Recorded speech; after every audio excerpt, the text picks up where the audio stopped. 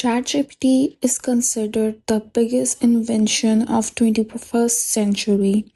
Stephen Hawking warned that AI could become the greatest threat to humanity. Elon Musk also said that AI is more dangerous than nuclear weapons.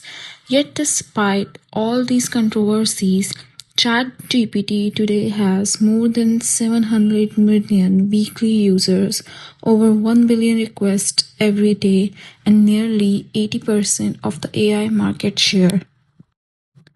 So the big question is, how did ChatGPT become so successful? Why has no competitor been able to defeat it?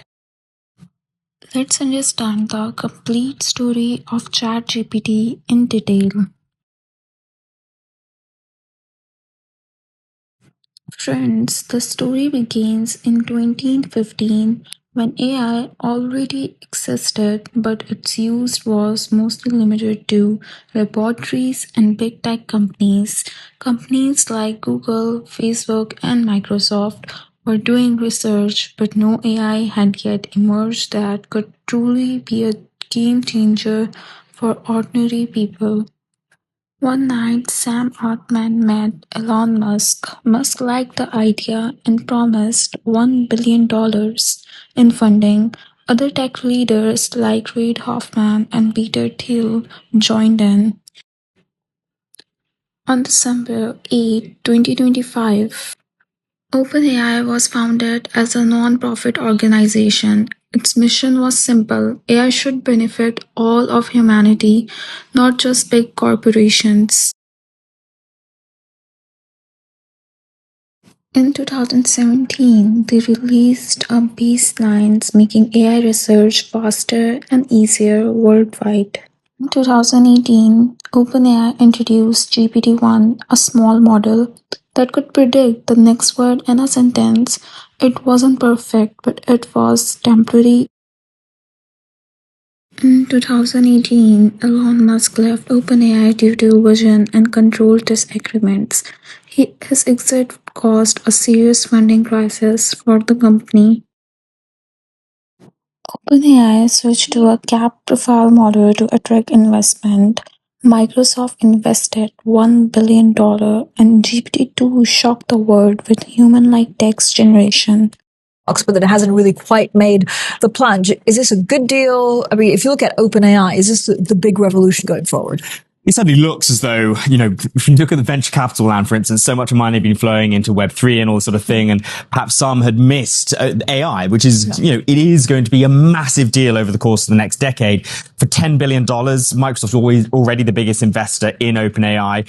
It could look relatively cheap at the price, actually, if you look in the long term. The question is how they use it. Is it going to be something which could make Bing a real challenger to Google search? Is it something which actually is just going to be going into things like chatbots, which they supply to all sorts of companies around the world, for customer service? There are lots of potential applications for this. It's worth saying, ChatGPT, GPT-3, which is based on, is far from perfect. It has a lot of problems. It is also just a beta. So there is going to be further development. This capital will help them do that. In 2020, OpenAI launched GPT-3, far more powerful than anything before it. But there was a problem: ordinary people couldn't use it easily. It required coding skills. So OpenAI had a breakthrough idea. What if AI talked like a human? This idea became ChatGPT. On November 30, 2022, ChatGPT was released to the public. What happened next shocked the world. 1 million users in 5 days, 100 million users in 2 months. It became the fastest growing consumer app in history. Why? Simple. Anyone could use it. Free, no risk to try. Human like, felt like talking to a real person.